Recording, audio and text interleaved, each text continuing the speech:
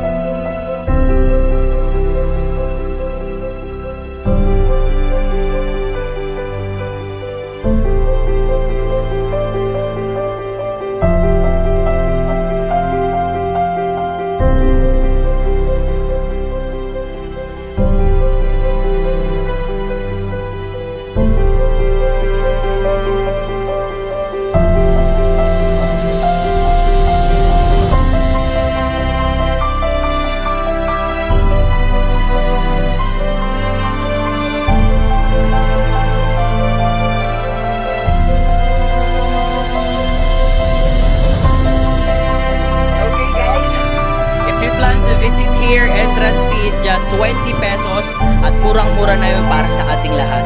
That is for the maintenance fee, of course, para din sa mga tour guide. So, ano pang hinihintay nyo?